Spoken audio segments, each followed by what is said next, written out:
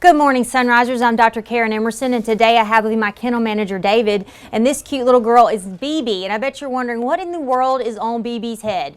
Well, in December, BB presented for what we call auricular hematoma, or basically a big blood clot inside her ear, and we're actually going to take this wrap off, and David's going to go and start taking it off, and I'm going to show you her ear today. So what happened is she got an ear infection at home, and she started shaking her head vigorously. And that will show you, that's a big clinical signs of when your dogs get ear infections. But a lot of these large breed dogs, if they get ear infections and they shake a lot, they can bust these little blood vessels inside their ear. And when they bust those little blood vessels, it causes these pockets of blood to fill up, and it can actually get so full of blood that it will rupture. So what we had to do in December, we actually went in and made an incision on the inside of the ear, and we basically drained all the blood out, and we put little sutures all through it to decrease the space so blood couldn't fill back up.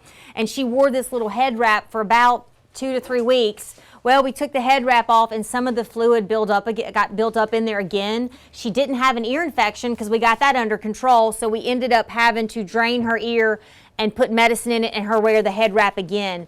Now finally she's healed. She's doing very, very well. But that's why it's so important to, like, if you notice you're loving on your dog and you smell a foul odor coming from the ears, or you notice when you touch your dog's ears that maybe they cry out in pain, or you notice that, gosh, my dog is constantly scratching the ears or they're shaking their head all the time, those are all signs of a severe ear infection. And ear infections can get so bad that they can actually cause the eardrum to rupture, which is probably one of the most painful things a dog or a person, if you've ever had your ear canal, had an ear infection that ruptures, severely painful, and it can also lead to deafness. So her mom got her here in plenty of time for us to do, to treat the ear infection, but unfortunately, we just didn't make it in time enough to prevent the auricular hematoma from forming. So if you have a dog that you notice is shaking their head a lot, or you notice is scratching at their ears, or even licking their paws a lot, that will sometimes come in combination because allergies can cause ear infections, or if your dogs go swimming a lot in a wet pond or a pool, it can cause ear infections.